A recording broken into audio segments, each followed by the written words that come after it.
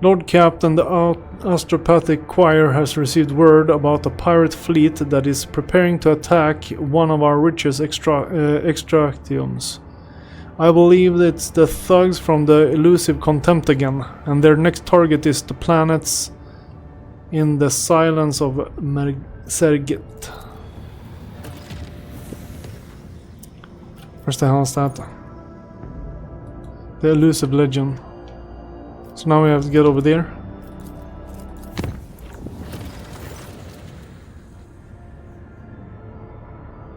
Fallstone colony event. The clan serving the cooling system have reported an incident of sorcery. The shadows in the cabins and corridors are coming to life. The Voidsmen say they see strange things lurk in the nooks and crannies at the edge of their vision. Ballistic skill, we burn them. No! Damn it. Press the wrong one.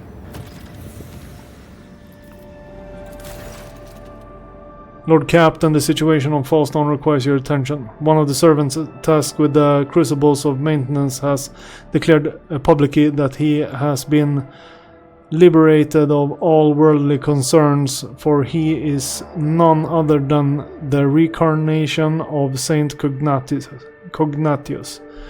There are some extreme questionable reports claiming that he has performed miracles, supported by the congregation gathered by preaching.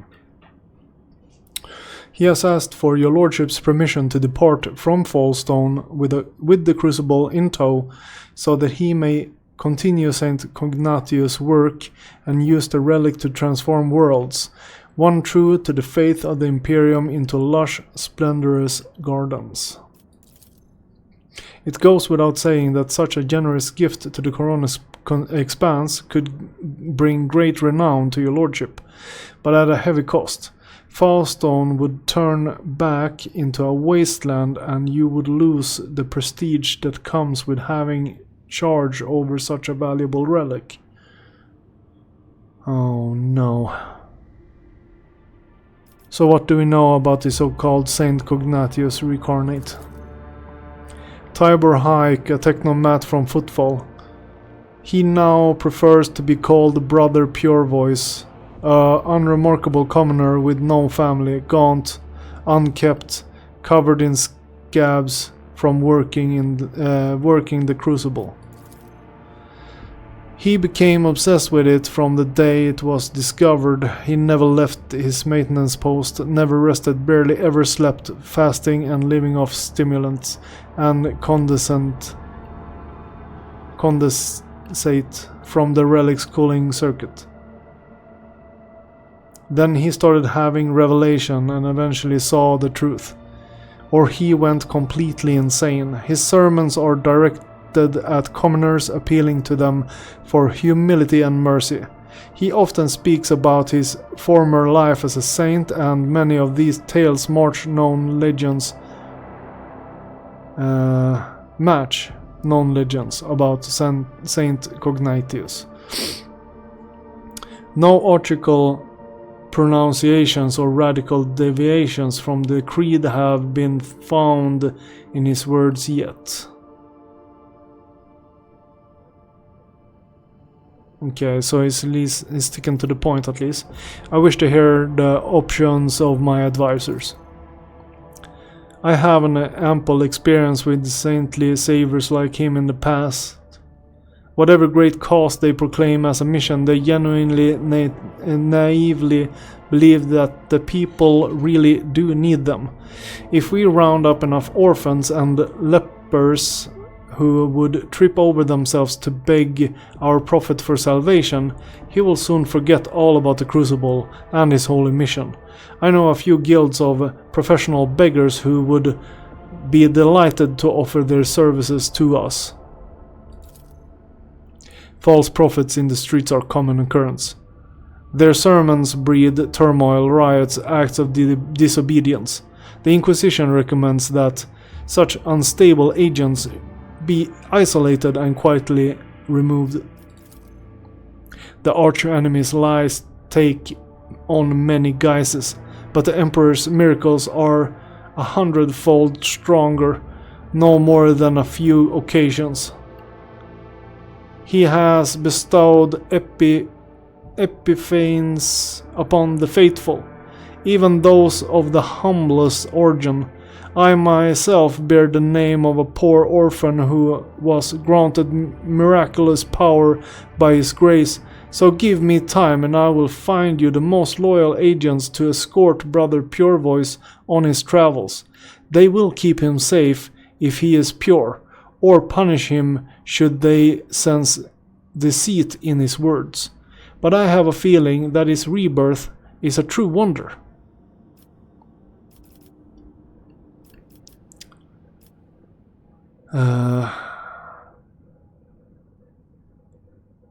Okay, we'll do the escort. Argenta will get this one. I get to it immediately. I will choose the best people for this task and the most devoted. Having loaded the crucible onto the requisitioned void ship, the pure-voiced prophet gathered up his flock and set out for distant worlds to spread his word. The spiritual authority of the Order of the Hammer suffered as a result, and the loss of the crucible sowed substantial unrest among the populace. Before departing, the preacher expressed his appreciation by sending Lord Captain a gift, a relic that, according to his own claims, once belonged to his previous incarnation. The stern guards selected by Sister Argenta vigilantly provided protection for the prophet, ensuring that his thoughts remained pure. Sacred Comet. Security +4. All colonies. That's pretty good. We haven't done this for a while. 1000 Faced Relic. Dogmatic +30. What's this? All allies increase their wounds by Lore Imperium 15. Crazy. I'm not even dogmatic though. And I don't have too much of the Lore of the Imperium.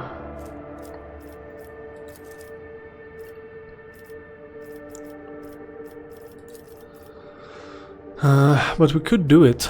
I mean...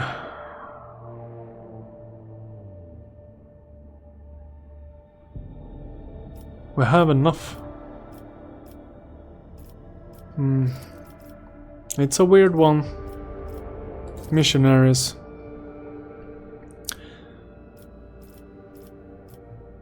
We'll do this one first.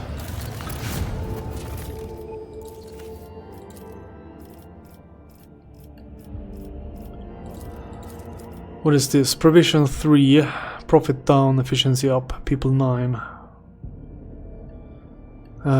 To teach the serfs to read, thus produce educated servants under the supervision of monks, would be as useful as it would be dangerous.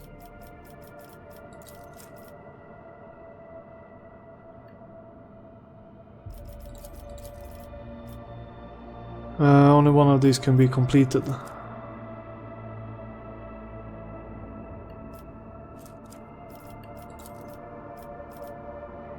Maybe? I don't know. We want this one, but that will take time.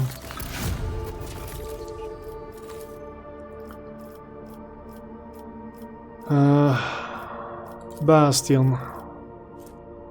Rogue Trader has received some of the best munitions and supplies for the defenses of the Expanse. +2 to the plate. +2 to the plating of all sectors. I don't even know what that means.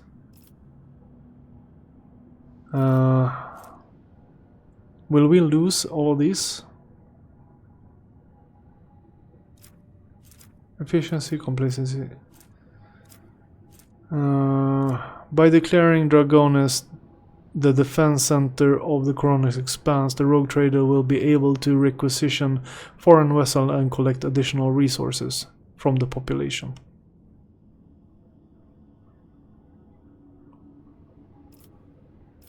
Bastion. Execute. Let's see what we got. Captive Xenos. Acquiring captives from the enemies of humanity for use in forced labor is a possible way to replenish the workforce. Earthbreaker. We need Phlogiston for that.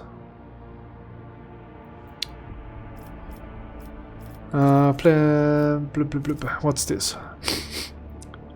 Verbos 6 is the far reach of the expanse. Many influential people seek refuge from the law, and faith would pay well if one were to turn this world into a suitable sanctuary. No, we were looking for something else. Raider base. Pirates, no. We don't want to go pirates either. The Verbos 6 is a quiet haven. Ponder the state of one's souls. Fortune to represent complete with order of battle flagellants will offer lawbreakers a chance to find solace. Is being reborn as a crusader. Yeah, this one, but Drusians. Yeah. 60. That's a lot. We don't have that. Your Lordship, a cryptic message arrived from Kiava Gamma. The fabricator sensor reports that they have beheld the eye of the divine. I request details from your less deviant servants, and they clarify that the inquest group, which have been investigating the many inexplicable events that have taken place on the planet, followed a trail of mysterious binaric harmonics and became upon an ancient and abandoned data complex. It is connected to the manufacturing by a maze of communication lines and contains a gargantuan data loom. The mechanism's marks show that its designation, or should I say its rather menacing name, is Null Caliph. Null Caliph is immersed in sacred astrogational calculation and has shown no indication to make contact.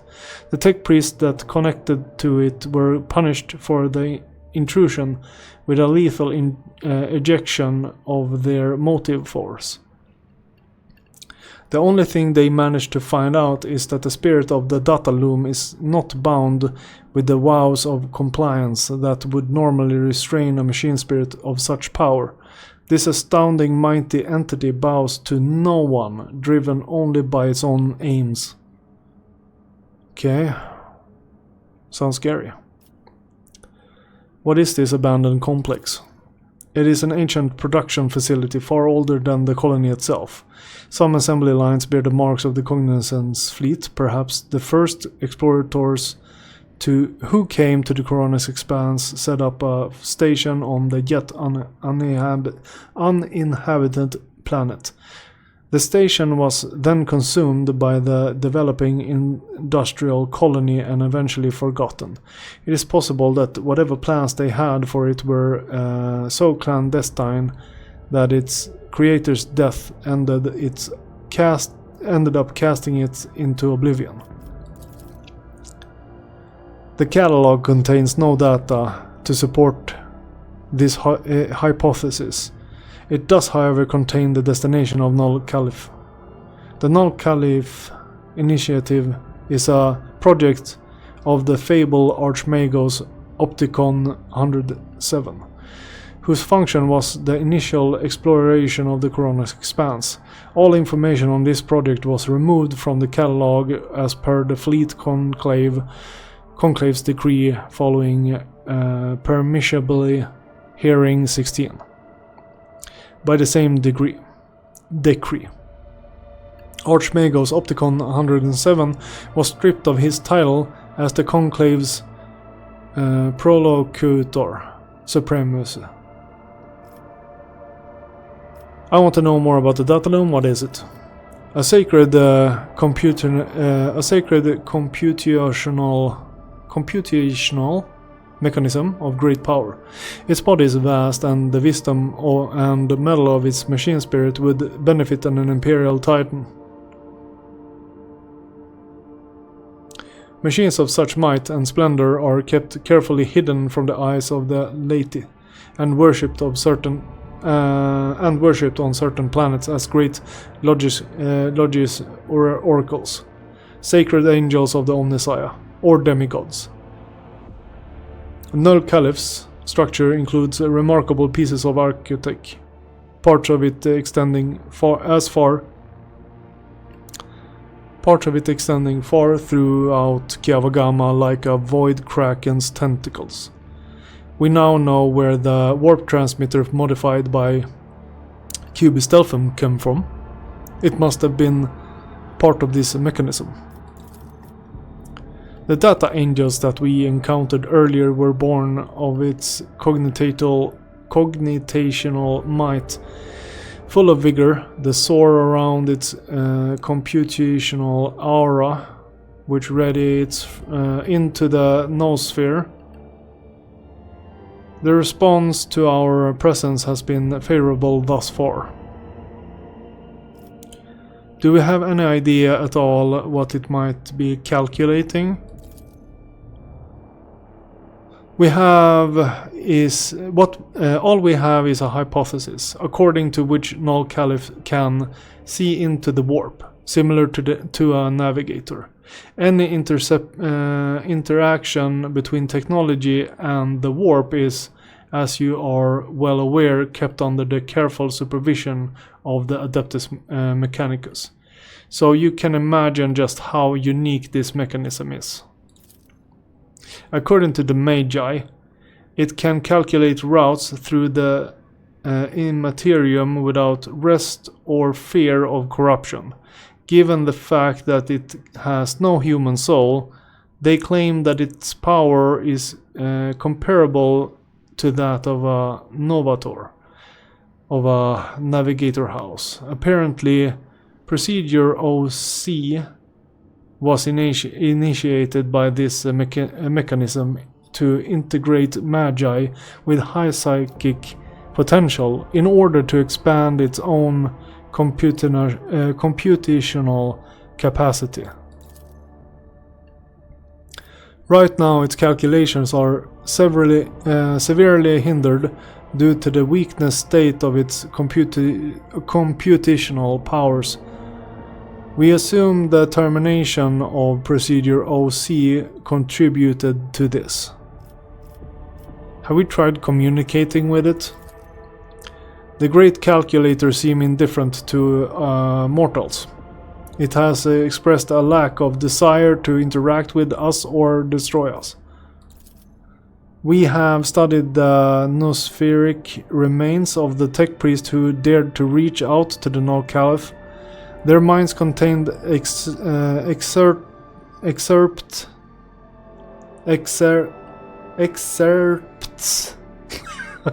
from the dictates of Procedure 0C. These traces were brimming with anger. Okay. What do my advisors make of this? The great machine spirit that identifies itself as Null Caliph bears potential as a valuable ally. One that could replace the need of navigators compromised of fallible flesh. We must make contact with this holy entity, for to do so is to honor the Omnissiah's tenets. That the tech priest who had the audacity to disturb Null Caliph were deprived of their motive force is a testament to the might of its data voice. I hold the knowledge to create a mediator that could interface with the fearsome machine spirit and ease the burden of its revelations on the unprepared minds. A navigator data loom? This abomination makes a mockery of every navigator house legacy. The very fact of its existence is profoundly sickening and vile. Null Caliph must be destroyed post-haste. Allow me to send word to other navigator houses. They will waste no time in dispatching their forces to destroy this monstrosity. Holy crap. So...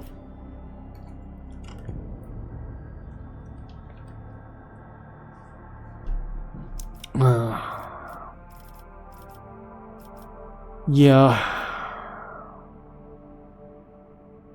Demolition, minus 50. Oh.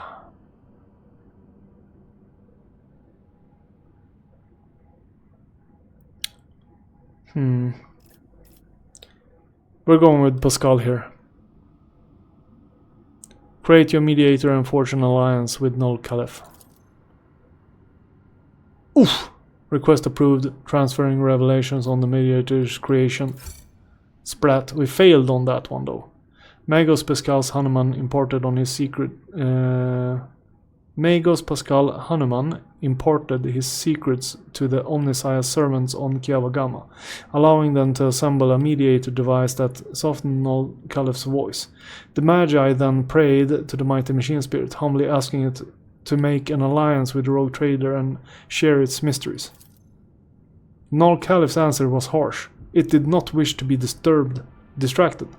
It did not wish to be distracted from its sacred calculations to offer it capacities to aid the rogue trader. Only the countless lavish gifts offered to the data loom persuaded. Only the countless lavish gifts offered to the data loom persuaded it to share minute grains of its wisdom with mortals.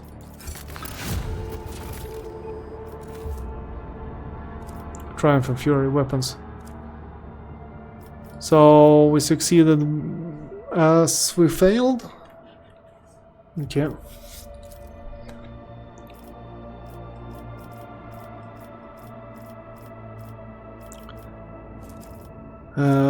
Sacred Flame. Passing through distillation plants and multiple of filters, raw materials with high energy potential will be transformed into combustible promethium. Once the proper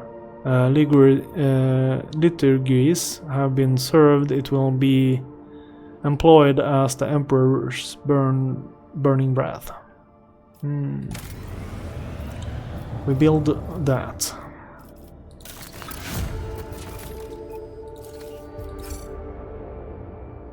Okay, so we have to go to these places.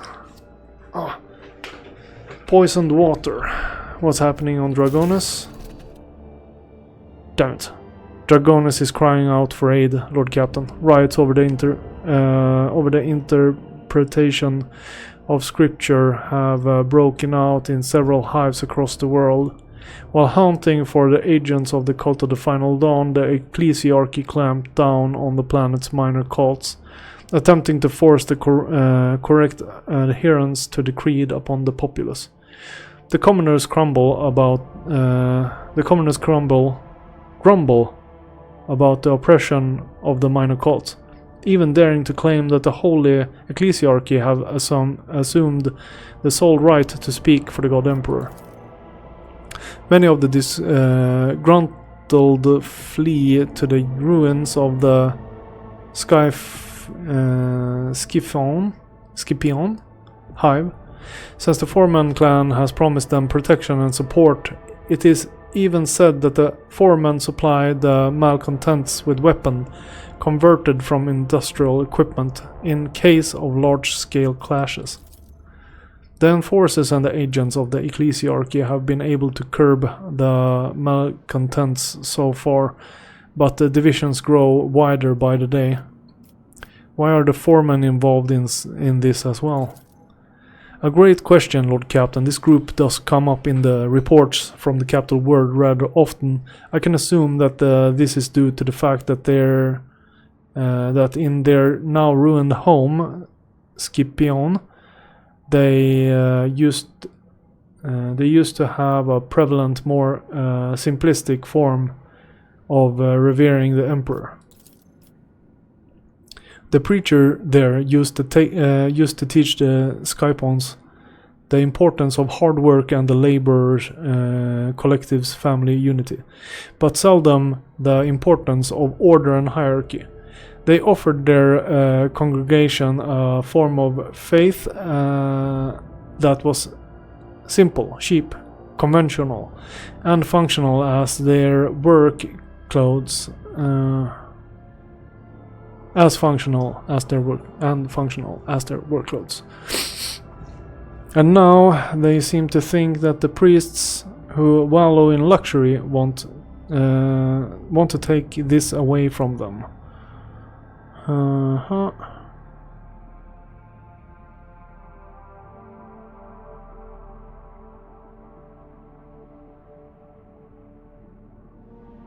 Okay, so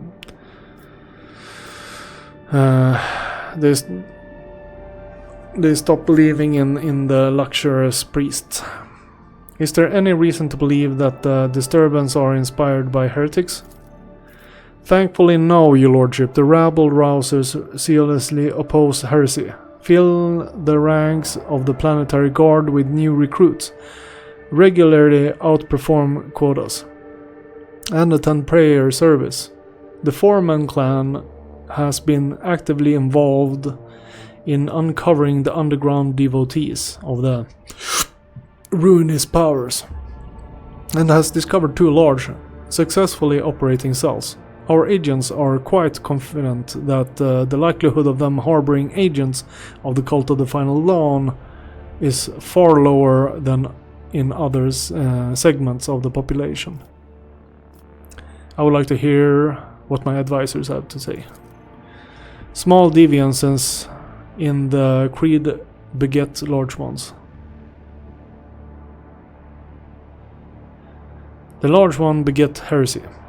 Our faith is founded upon absolute trust in those above us, and if these people's belief push them toward descent, then those beliefs have been wicked from the very beginning.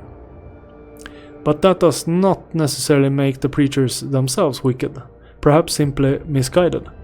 We could pass them into the ecclesiarchy's care for re-education, so they may see the truth, and it would also guarantee their flock's obedience. Shireen, perhaps you should stop allowing the fat cardinals and their servants to do whatever they want to your people. Rein them in. Faith in the Exalted One is not contained within the ranks and titles, but within the hearts and hands of the common people. And even this can take many forms as well. Let those who shoulder the welfare of Dragonus at least choose in which manner they pray to him. Take the minor cults under your protection.